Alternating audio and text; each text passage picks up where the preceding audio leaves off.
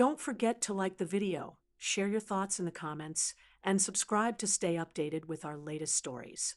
The digital clock on my bedside table glowed 11:37 p.m. when the phone buzzed against the polished wood. It's a sound that usually makes my heart skip a beat so late at night. You know how it is. You instantly think something's wrong, especially when it's not a text message but an actual call. My name, by the way, is Eleanor, and I'm what you might call a creature of habit. My evenings usually wind down with a book and a cup of herbal tea, the house quiet around me, settled into that comfortable silence that only an empty nest can bring. I reached for the phone, squinting at the screen. Unknown number. Well, that was odd. Most of my friends and family were programmed in. I hesitated for a moment, that little niggle of caution. You get. But then I thought, what if it's important? So I tapped the green icon. Hello, I said, my voice a little sleep rusty. A pause, then, Eleanor? The voice was male, and for a split second, I didn't place it. It was low, and there was a tremor in it, something tight and strained. Yes, this is Eleanor. Who's calling, please? It's Mark, Sarah's husband. Mark. My mind scrambled. Sarah was my best friend since college, closer than a sister in many ways. We'd seen each other through thick and thin, marriages, babies, the loss of parents, career changes, the whole messy, beautiful lot of it. Mark, her husband of nearly 30 years, was a good man, steady, reliable, a bit on the quiet side. Perhaps not one for lengthy phone calls, especially not to me, and certainly not this late. My stomach did a little flip. Mark, is everything all right? Is Sarah okay? My voice sharpened with sudden anxiety. My cozy living room, with its soft lamplight and the scent of old books and lavender, suddenly felt too small, the air charged with a sudden, unseen electricity. I could hear the faint hum of the refrigerator from the kitchen, a sound I usually found comforting, but now it just seemed to underscore the silence stretching from his end of the line. She's asleep. Finally, he sounded exhausted, the words almost breathed out rather than spoken. I didn't wake her. She needs the rest. Relief washed over me, quick and cool, but it was immediately followed by a fresh wave of confusion. If Sarah was asleep and presumably okay, why was he calling me, sounding like the world was on his shoulders? Mark wasn't the type to call for a casual chat, not even during daylight hours. Our interactions were always pleasant, always warm, but usually with Sarah as the bridge between us. At barbecues, he'd be the one expertly manning the grill, offering a perfectly cooked burger with a quiet smile. At their dinner parties, he'd engage thoughtfully, listen more than he spoke, his eyes often finding Sarah's across the room with a look of quiet affection. Mark, you sound, is there something wrong? I pressed gently, sinking deeper into my armchair, pulling the soft throw a little tighter around my shoulders. The book I'd been reading lay forgotten in my lap. Outside, the wind was picking up, whistling softly around the eaves of the house. It was a typical late autumn night in New England, crisp and a little melancholic. He let out a long, shaky breath. I could almost picture him, tall, a bit stooped from years of leaning over architectural drawings, his usually neat salt and pepper hair probably uncharacteristically rumpled. Maybe he was in his study, surrounded by blueprints and the smell of coffee, or perhaps pacing the kitchen floor, careful not to wake Sarah. Eleanor, I'm sorry to call so late. I know this is out of the blue. It's just, he trailed off, and I heard a sound that might have been him running a hand over his face. I didn't know who else to turn to. I feel like I'm losing my mind a little. Losing his mind? This was serious. Mark was the sanest, most grounded person I knew. For him to say something like that, The alarm bells weren't just ringing, they were clanging. Talk to me, Mark. What's going on?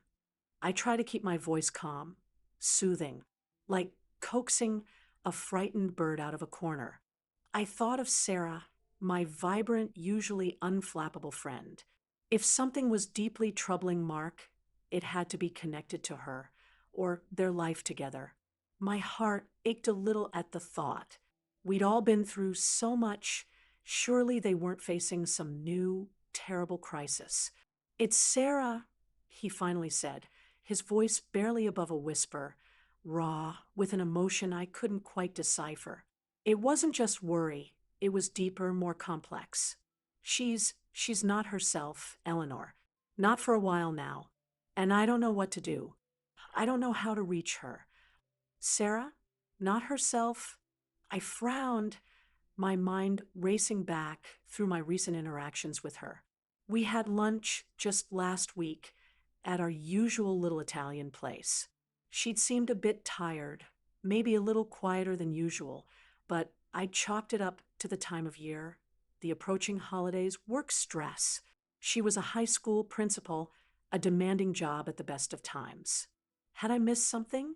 Some subtle sign that my best friend was struggling? A pang of guilt hit me. We prided ourselves on knowing each other inside out. What do you mean, Mark? How is she not herself? I asked, trying to keep the self reproach out of my voice. The wind seemed to moan a little louder outside, mirroring the unease coiling in my chest.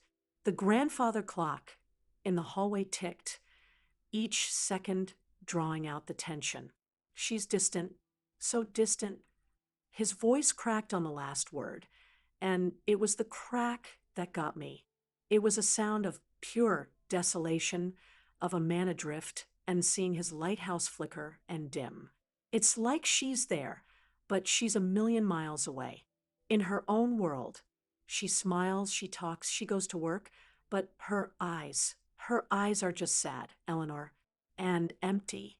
Sometimes I look at her and it's like I don't even know who she is anymore.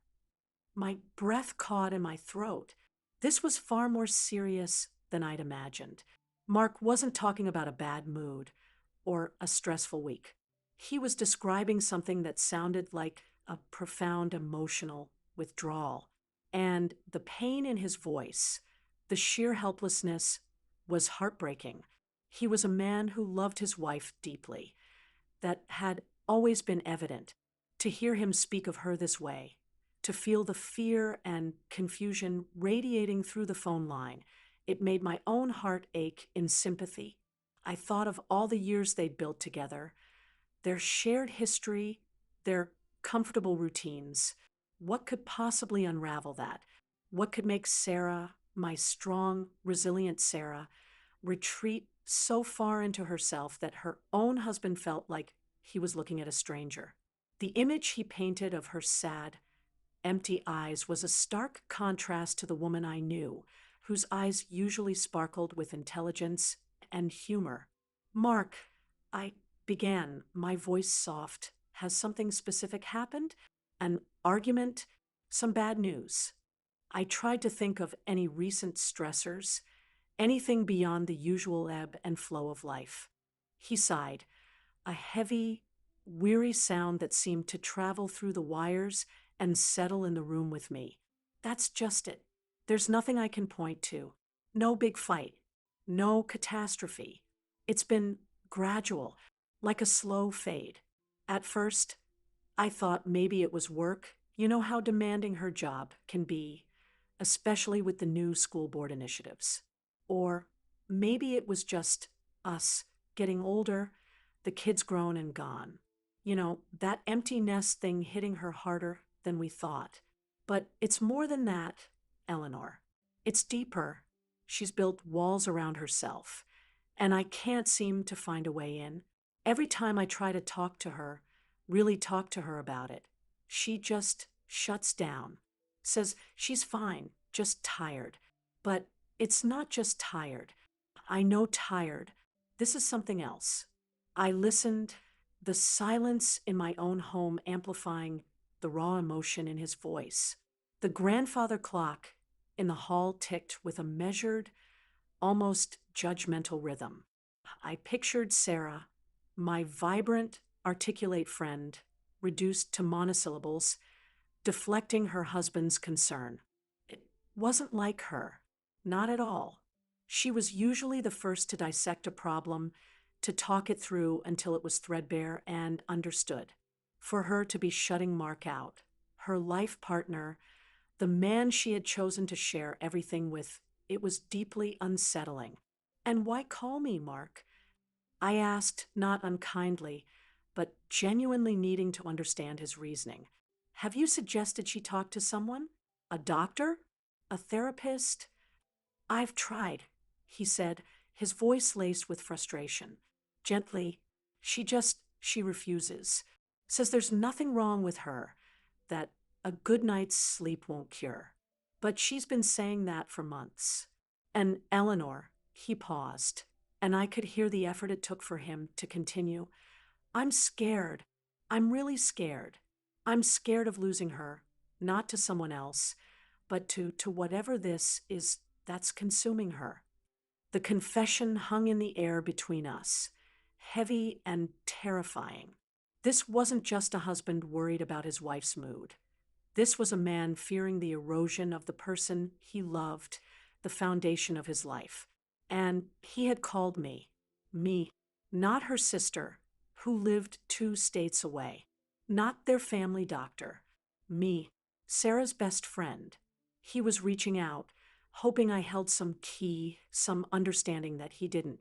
The responsibility of it, the trust he was placing in me, felt immense. Mark, I said, my voice firm but gentle. Thank you for calling me. You did the right thing. We need to figure this out. For Sarah, for you. He was silent for a moment, and I could almost feel his relief, his gratitude, even across the miles. I was hoping you'd say that, Eleanor. You know her better than anyone. Maybe you've seen something, heard something, or maybe, just maybe, she'll talk to you. That was the unspoken plea. That I could be the one to breach those walls Sarah had built, to reach the friend I knew was still in there, somewhere. The late hour, the intimacy of his unexpected confession, the shared concern for a woman we both loved deeply. It created a strange, powerful bond between us, Mark and me, 2 people in the quiet of the night, united by a common fear and a common purpose. I knew, with a certainty that settled deep in my bones, that this call was more than just a desperate plea for help. It was the beginning of something, a journey into a territory none of us had charted before. And as I listened to Mark's ragged breathing on the other end of the line, I realized my own night was far from over. The mystery of Sarah's retreat had just landed squarely in my lap, and I knew I wouldn't rest until we found some answers. The wind howled a little more insistently outside, as if underscoring the urgency, the quiet desperation of the moment. The old house seemed to hold its breath, waiting. I took a deep breath myself. Okay, Mark, I said, my mind already starting to work, sifting through memories, conversations, nuances I might have missed. Tell me everything, from the beginning. When did you first notice things changing? And so he began to talk, his voice, still laced with worry, but also with a thread of hope now, filled the quiet of my living room. He recounted small incidents, subtle shifts in her behavior, moments of uncharacteristic silence or sadness that, in isolation, might have seemed insignificant, but when woven together, painted a troubling picture of a woman slowly withdrawing from her own life. He spoke of her losing interest in her garden, a passion she'd nurtured for decades. He mentioned how she'd stopped calling her own sister as frequently, how her laughter, once so ready and infectious, had become a rare commodity. He described finding her just staring out the window sometimes for long stretches, a vacant look in her eyes that chilled him to the bone. As I listened, My heart ached for both of them. For Sarah, lost in whatever fog had enveloped her, and for Mark, watching his beloved wife drift away, helpless to stop it.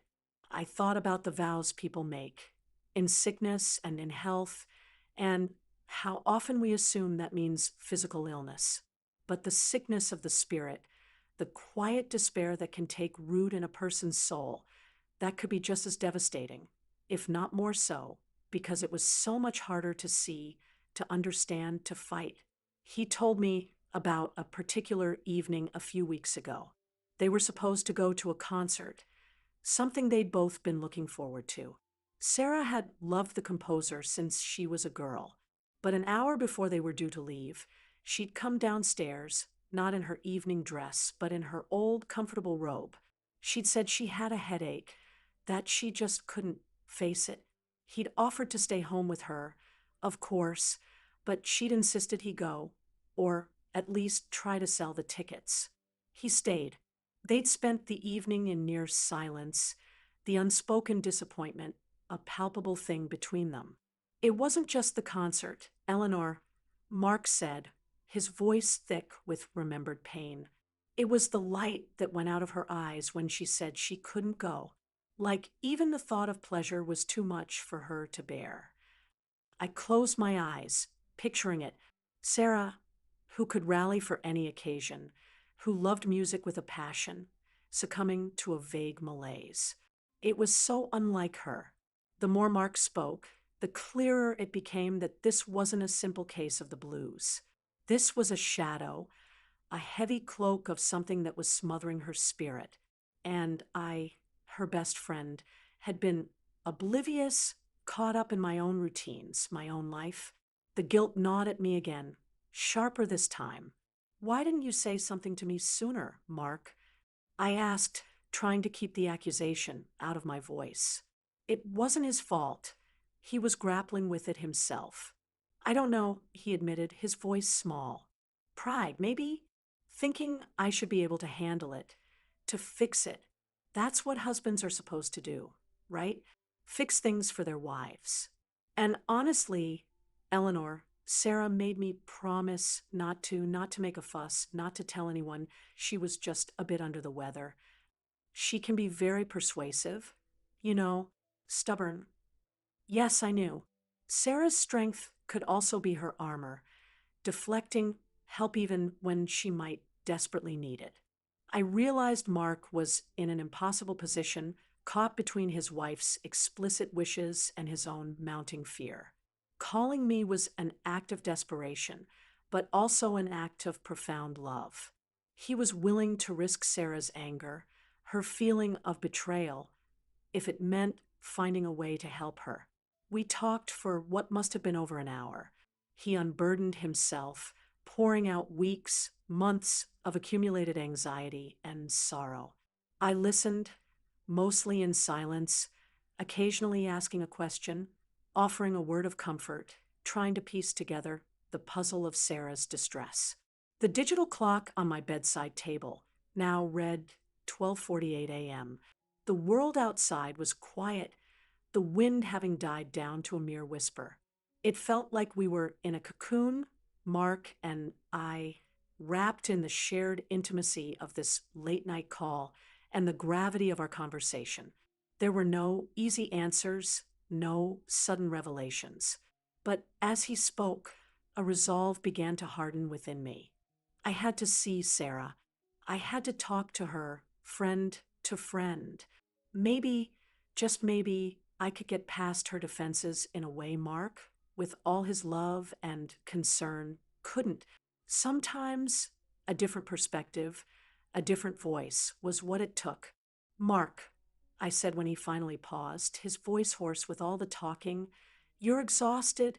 You need to get some sleep too. What do you want me to do?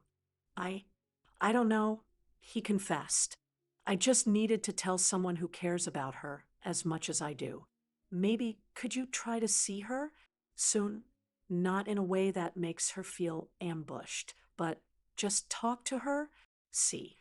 If you can sense what's really going on, she might open up to you.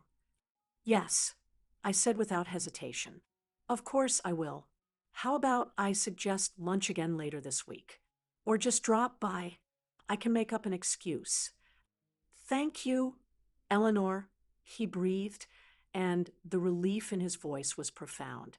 Thank you. I feel, I feel a little lighter just having told you, like I'm not entirely alone with this anymore. You're not alone, Mark, I assured him. We'll figure this out. Together. We said our goodbyes, a quiet exchange that felt more significant than all the years of casual pleasantries that had passed between us. As I placed my phone back on the nightstand, the first pale light of dawn was beginning to creep into the sky, painting the edges of my curtains with a soft, pearly glow. Sleep seemed impossible now. My mind was whirring, full of Sarah, of Mark, of the unexpected weight of their shared confidence. I got up and walked to the window, pulling back the curtain to look out at the nascent day. The world looked fresh, washed clean by the night, but I felt a sense of foreboding, a deep unease about what lay ahead. This wasn't just about cheering up a friend who was feeling down. This felt like something deeper, more hidden. Mark's desperate call had flung open a door to a room I hadn't known existed in my best friend's life, a room filled with shadows and unspoken fears. And now, it seemed, I was being asked to step inside. I thought of Sarah's sad, empty eyes, as Mark had described them, and a shiver went down my spine despite the warmth of my robe. I knew this was going to be difficult, perhaps one of the most challenging things I'd ever faced in a friendship, but I also knew I wouldn't flinch from it. Sarah needed me, and that, in the end, was all that mattered. The dawn was breaking, and with it, a new, uncertain path was unfolding. I just hoped I had the strength and the wisdom to navigate it. The next morning, I woke with Mark's words still echoing in my ears. The normalcy of my sun-drenched kitchen, the aroma of brewing coffee, the cheerful chirping of sparrows outside my window. It all felt slightly surreal, a stark contrast to the heavy secrets shared in the darkness of the previous night. I went about my morning routine on autopilot, my thoughts consumed by Sarah. How could I have missed so much? Was I so wrapped up in my own contentment that I'd become blind to the struggles of my dearest friend? I decided I couldn't wait for a prearranged lunch. I needed to see her, to gauge the situation for myself, as soon as possible. Mark had said she was still going to work, so confronting her, there was out of the question. It would put her on the spot, make her defensive. Her home, then. But I didn't want to just show up unannounced if Mark was there. It might feel like a planned intervention, which was the last thing either of us wanted. I sent Mark a brief text. Thinking of dropping by Sarah's this afternoon with some cookies? Around 3? Just a casual pop-in. Will she be home from work by then? Will you be there? His reply came quickly. She usually gets home around 3:30. I have a late site meeting, won't be back till 6. That could work. Eleanor. Thank you, and be gentle. Be gentle. Of course, I would be gentle. This wasn't an interrogation. This was an act of love, of friendship. The day crawled by. I tried to distract myself with errands, a bit of gardening, even attempting to read the book I'd abandoned the night before, but my mind kept circling back to Sarah. I'd baked a batch of her favorite oatmeal raisin cookies, the familiar rhythm of measuring flour and sugar a small comfort. The scent filled my kitchen, a scent usually associated with warmth and easy companionship. Today, it felt more like a peace offering, a key to a locked door. At 2:45, cookies carefully packed in a cheerful tin, I found myself driving towards Sarah and Mark's house. It was a route I'd taken hundreds, maybe thousands of times over the decades.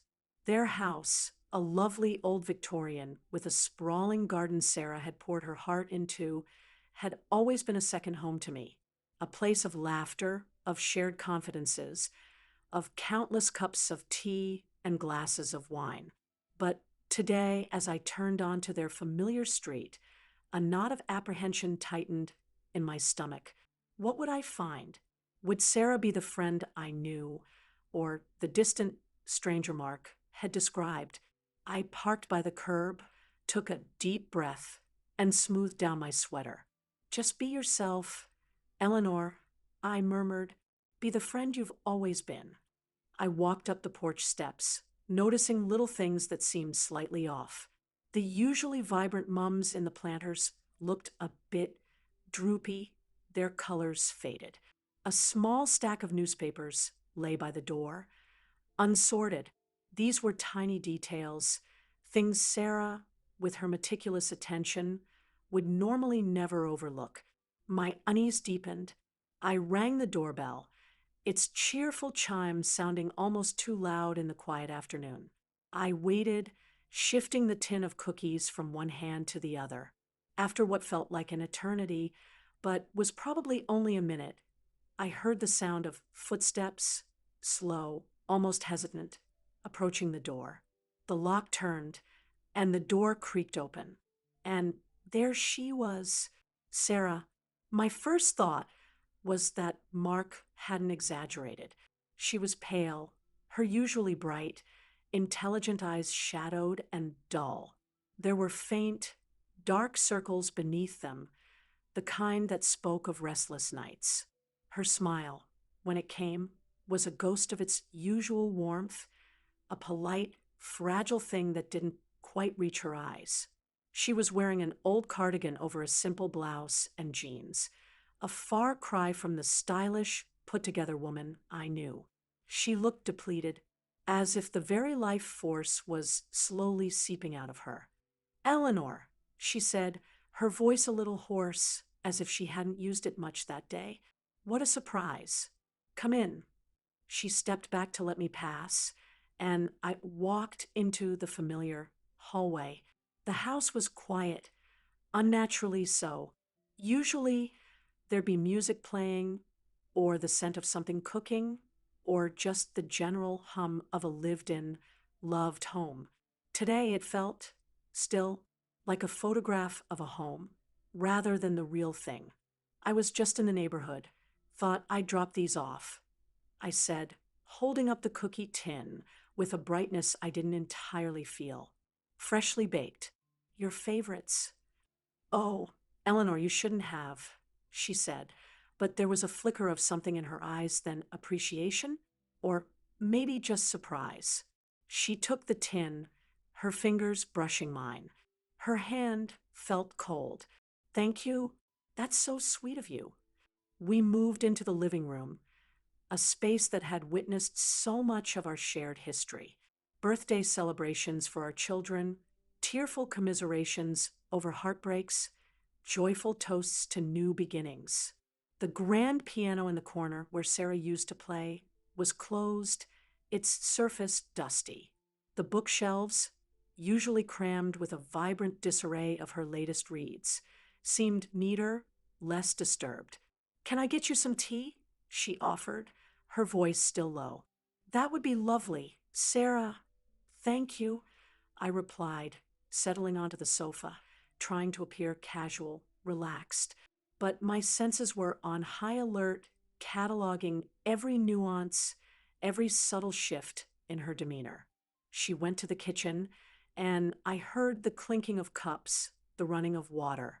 The sounds were mundane, normal, yet in the context of Mark's late-night call and my own observations, they felt freighted with unspoken meaning. I looked around the room, at the framed photos on the mantelpiece, Sarah and Mark on various holidays, beaming their two grown children, Emily and Ben, at their graduations. A lifetime of memories, of happiness. What had happened to cloud that? Sarah returned with a tray, 2 steaming mugs of tea, and a plate with a couple of my oatmeal cookies. She placed it on the coffee table and sat in the armchair opposite me, a little too upright, a little too formally. So, she said, picking up her mug, what brings you to my neck of the woods, really? Besides plying me with delicious cookies. There was a hint of her old teasing tone, but it felt forced like a well rehearsed line. I took a sip of my tea, stalling for a moment, choosing my words carefully. Honestly, Sarah, I just wanted to see you. It felt like ages since our lunch, and I just had a feeling I should check in. She looked at me then, a direct gaze. And for a second, I saw a flicker of the old Sarah, the perceptive friend who could read me like an open book. Her eyes searched mine, and I wondered if she could sense the unease, the concern I was trying so hard to mask. Well, I'm here, she said, her voice softening slightly. Same old, same old. You know how it is. Work's been manic. I can imagine, I said, the end of the semester rush, parent teacher conferences, all that fun stuff. I was trying to give her an opening, a familiar topic she could latch onto. She nodded but didn't elaborate. She took a cookie, nibbled at its edge, then placed it back on the plate. Her appetite, it seemed, was as diminished as her energy. An awkward silence descended, something that had rarely, if ever, happened between us. We could usually talk for hours about anything and everything, our conversations flowing effortlessly. This silence was different. It was heavy, filled with unspoken things, with a distance that felt new and alarming. I decided to take a gentle plunge. You seem tired, Sarah, I said softly, my voice full of carefully modulated concern. More than usual, I mean, is everything really okay? She avoided my gaze, looking down at her hands, which were clasped tightly in her lap. Just a bit run down, Eleanor. Nothing a good long weekend won't fix. I'm probably just anemic or something. Her voice was flat, dismissive. It was the same response she'd given Mark. The wall was up, solid, impenetrable. I pressed on very gently. You know, if there's anything on your mind, anything at all, you can always talk to me. That's what friends are for, right? I tried to inject warmth, reassurance into my tone.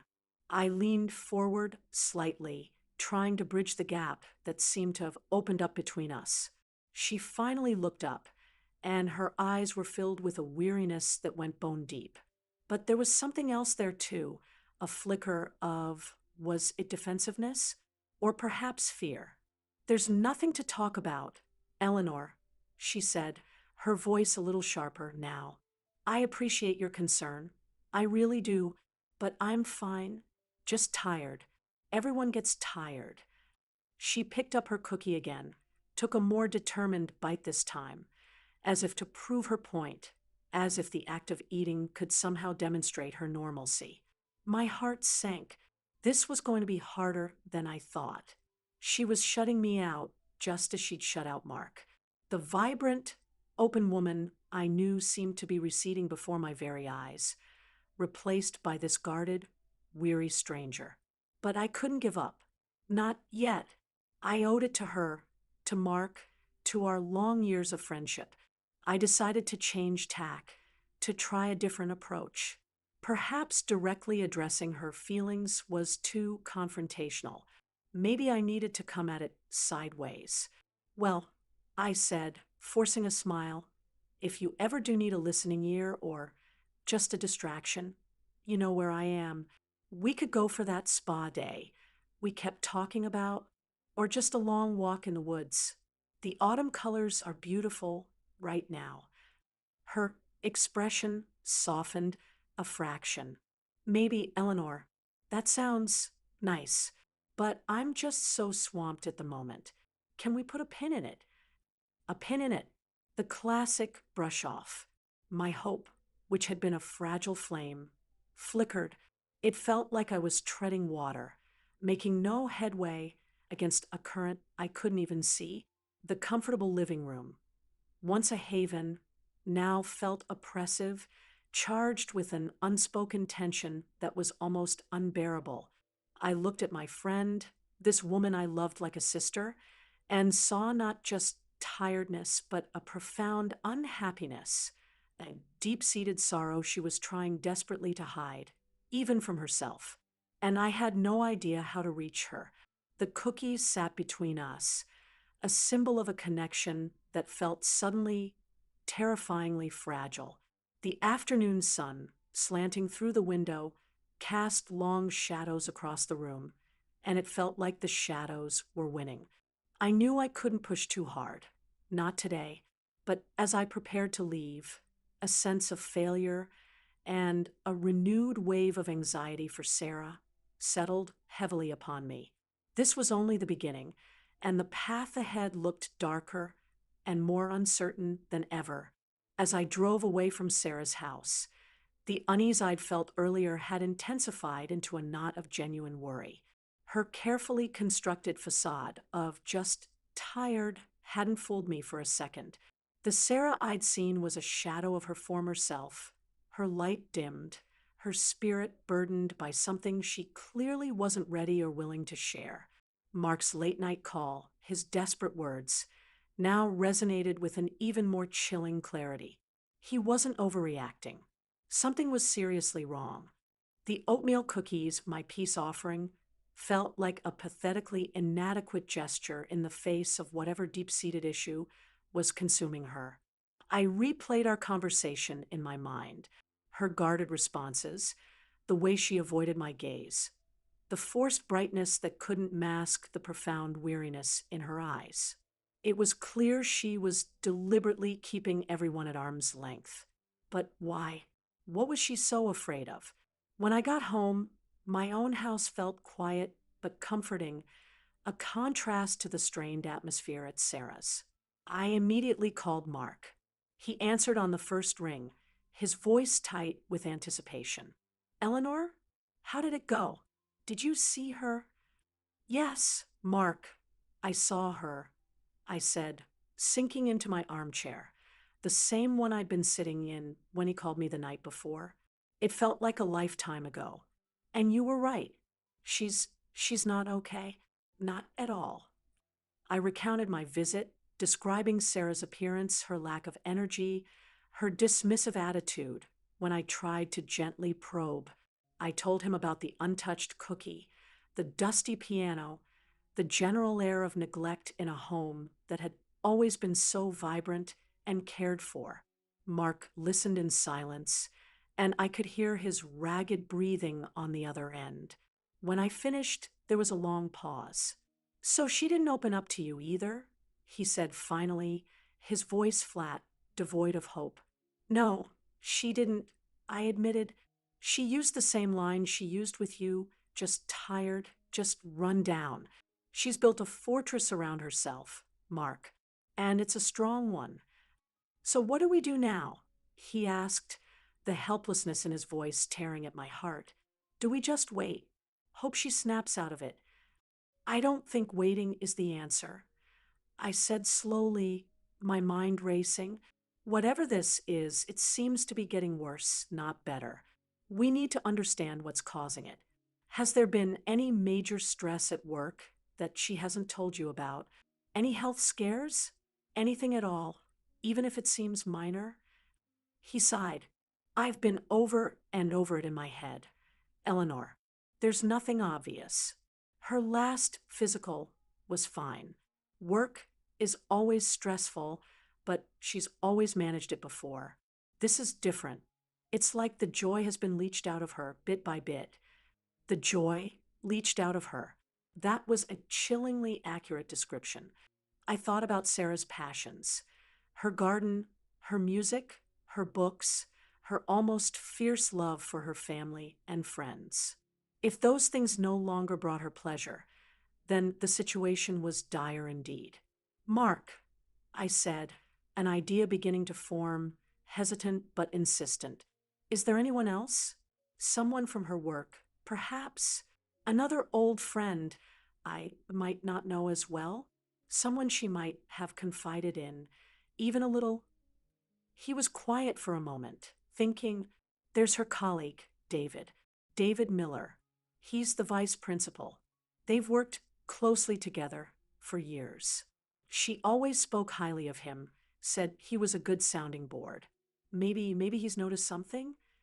David Miller. I repeated, filing the name away. Do you think he'd be willing to talk to me if I reached out? Discreetly, of course. He's a good man, Mark said, and he cares about Sarah. I think if he knew we were seriously worried, he might. I can give you his number if you want to try. I just. I don't want Sarah to feel like we're going behind her back, ganging up on her. I understand that, Mark, I said gently, and I'll be incredibly careful. But if she won't talk to us, we need to find someone she might have talked to, or at least someone who might have a different perspective on what's been happening. We're not trying to betray her trust. We're trying to save her from whatever this is. He agreed, albeit reluctantly, and gave me David Miller's phone number.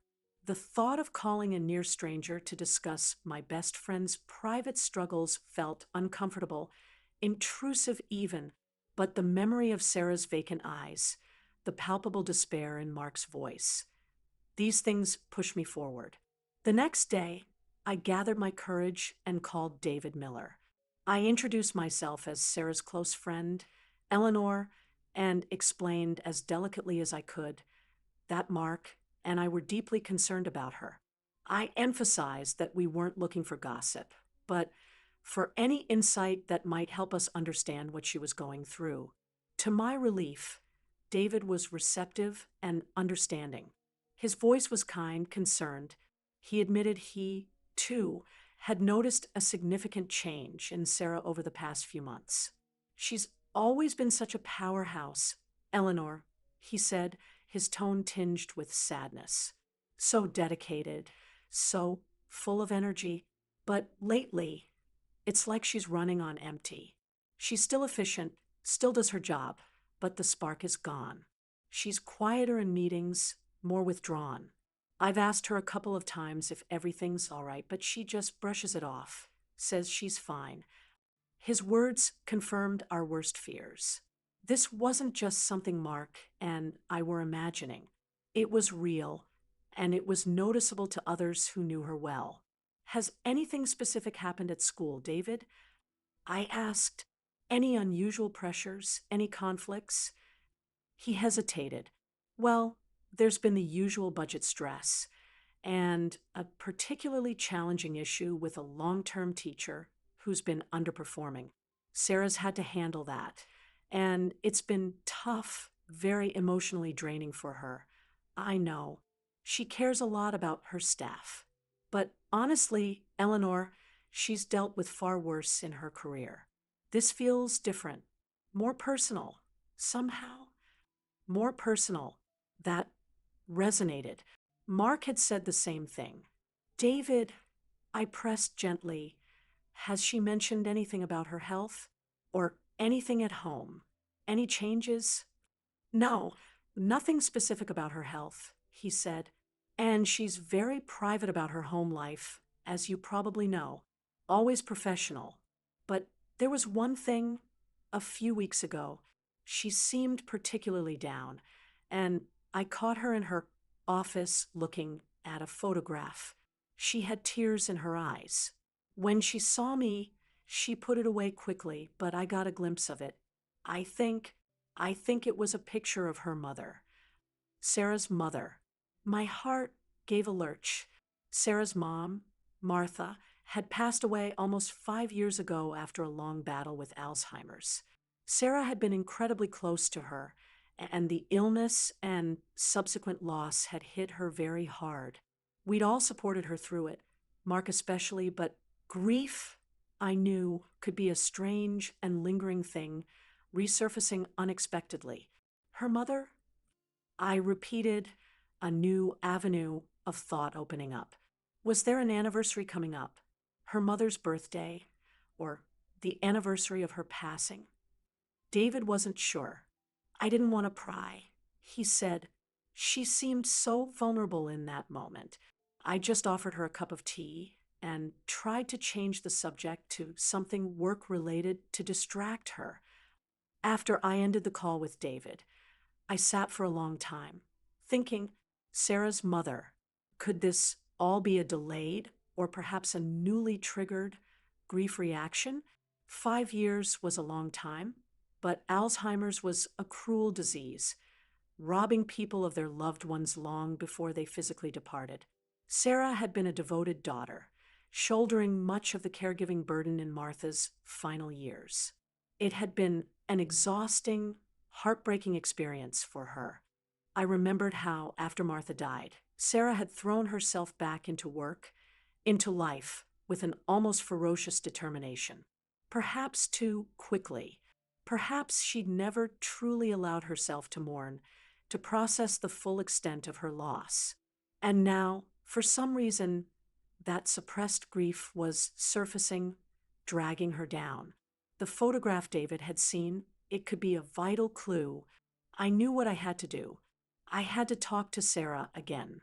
But this time, I wouldn't just ask vague questions about how she was feeling. This time, I had a specific focus.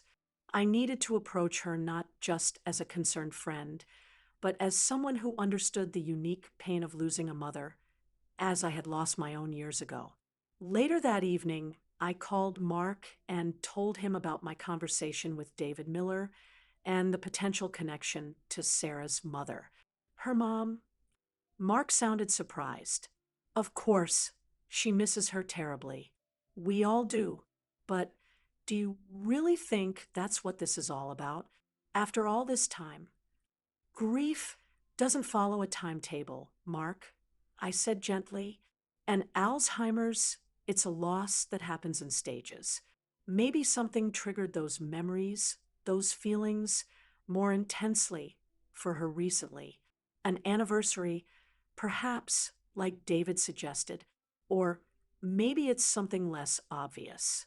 Sometimes it's not a big event, but an accumulation of small things, or even a period of quiet when the feelings you've been holding at bay finally have room to surface.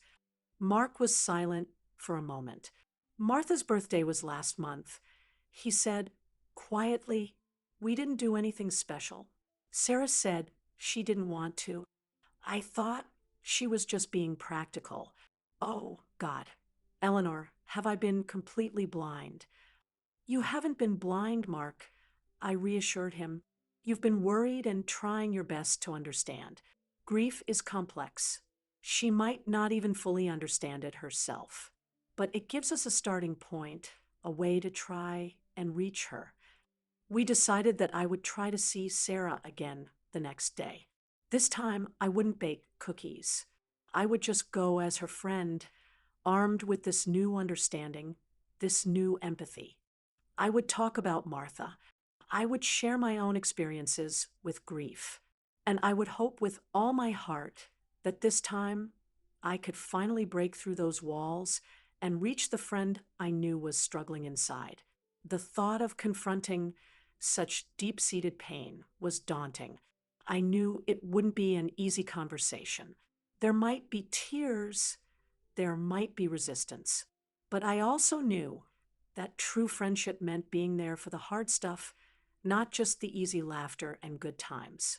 As I prepared myself for what lay ahead, I felt a renewed sense of purpose. This wasn't just about solving a mystery anymore. It was about helping my friend find her way back to the light, out of the shadows that had enveloped her. And for Sarah, I would walk into any shadow, no matter how dark it seemed. The path was still uncertain, but for the first time since Mark's late-night call, I felt a glimmer of hope, a belief that we might actually be able to find a way through this.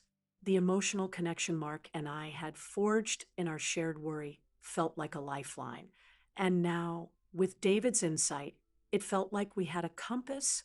The following afternoon, I found myself once again on Sarah's porch. This time, there was no tin of cookies in my hand, just a heart full of apprehension and a quiet determination. I rang the bell, and again, after a pause, the door opened.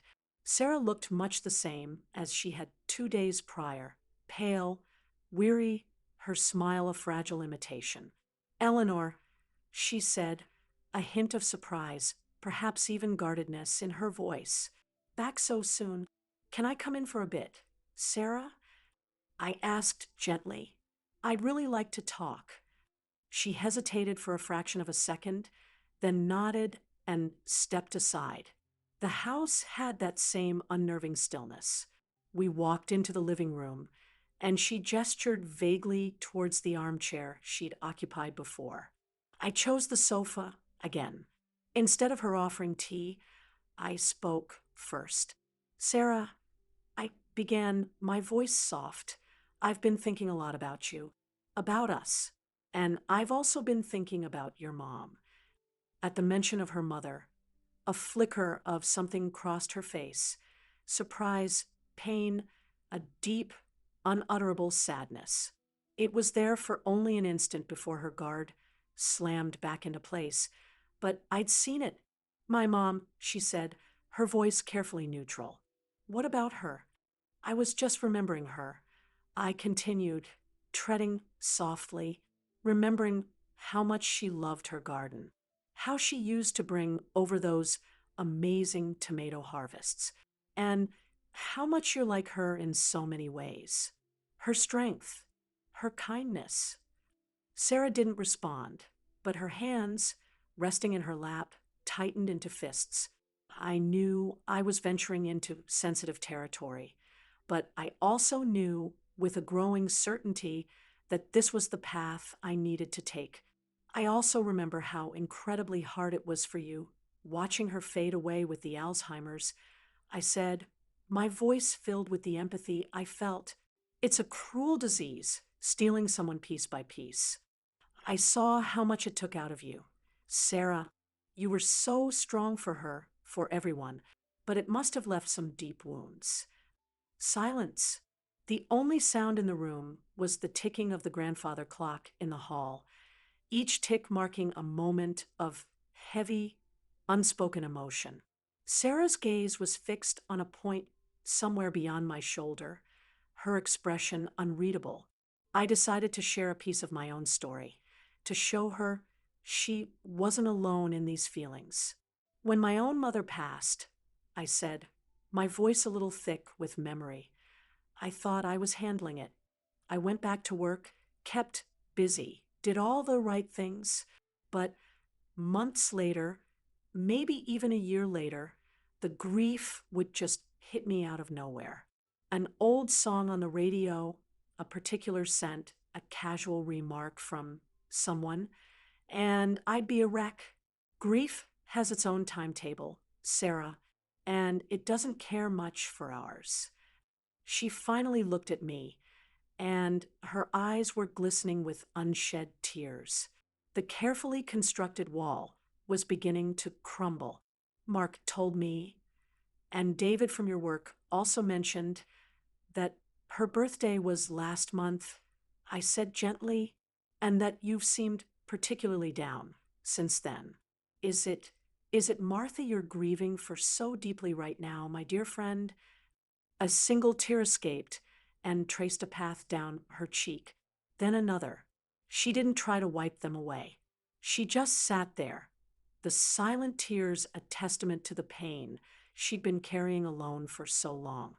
I miss her so much, Eleanor, she whispered, her voice choked with emotion. It was the first truly honest, vulnerable thing she'd said in days, and my heart ached for her. Every day, but lately it's been unbearable. Talk to me, Sarah, I urged softly, leaning forward. Tell me about it. And then the dam broke. The words, the feelings, the suppressed grief she'd been holding on to for so long came pouring out. She spoke of the guilt, the caregiver's guilt of feeling relieved when it was finally over, followed by the crushing guilt of that very relief. She spoke of the anger at the disease, at the unfairness of it all, at a world that kept turning when her own had been so irrevocably altered. She spoke of the profound loneliness the gaping hole Martha's absence had left in her life, a hole that time hadn't seemed to heal, but only to deepen. She confessed that as the 5th anniversary of Martha's passing approached, and then her birthday, All the suppressed emotions had come roaring back with a vengeance. She'd found an old box of her mother's letters, reread them, and it was as if the loss was fresh all over again. She'd started dreaming about her mother. Vivid dreams where Martha was still healthy, still vibrant, only to wake up to the stark reality of her absence. I felt like I was losing my mind, she sobbed, her shoulders shaking. I didn't want to burden Mark. He was so good through it all, but it's been years. I thought I should be over it by now. And at work, how could I tell anyone I was falling apart because of something that happened 5 years ago? I felt so ashamed, so weak.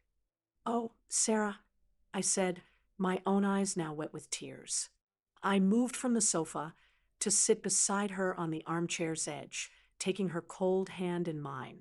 There's no shame in grief. There's no weakness in missing your mother. And there's certainly no timeline for it. What you're feeling is human. It's love, Sarah. It's all the love you still have for her, with nowhere to go. She clung to my hand, her grip surprisingly strong.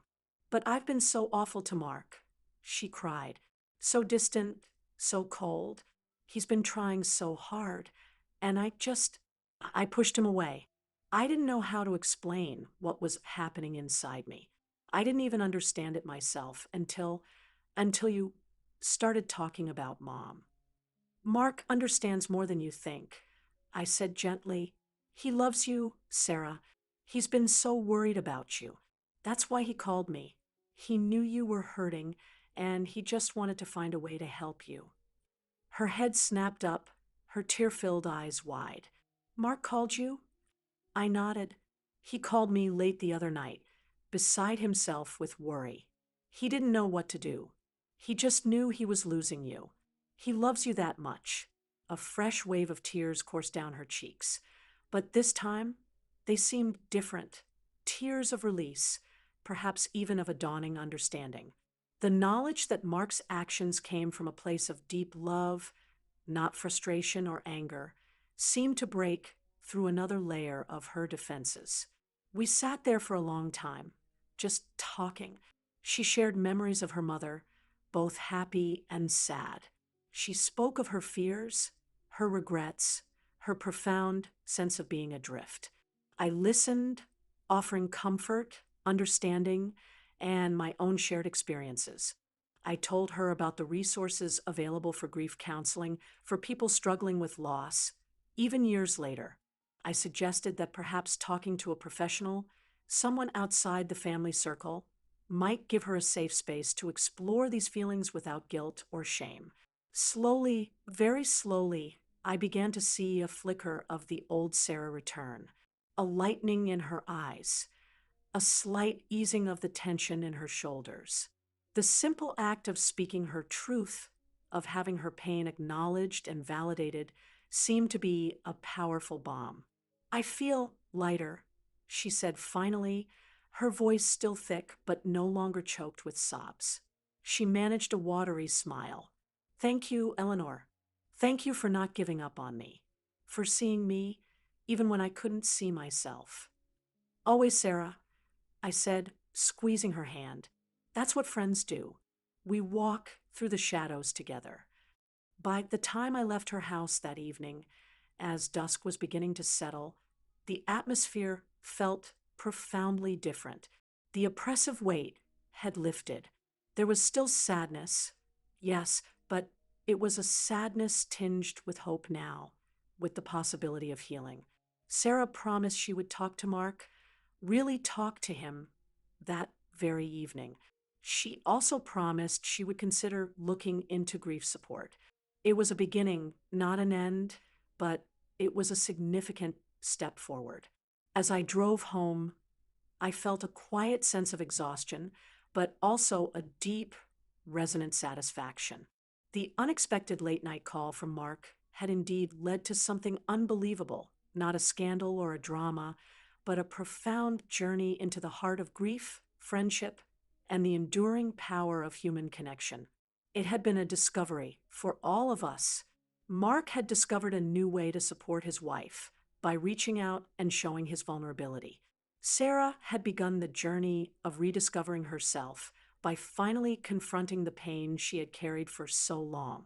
And I had rediscovered the profound depth of a friendship I had perhaps taken for granted, and the strength that comes from true, empathetic listening. The road ahead for Sarah would likely still have its challenges, but she wasn't walking it alone anymore. And that, I realized, made all the difference. The reflection in my rearview mirror showed my own tired eyes, but they were smiling. The intimacy of shared vulnerability had created an even stronger bond between us all and a renewed appreciation for the complexities of the human heart. Growth, I mused, often comes from the most unexpected of shared experiences, from those moments when we dare to be truly open with one another. And in that shared openness, we find not only healing, but a deeper understanding of ourselves and the people we love.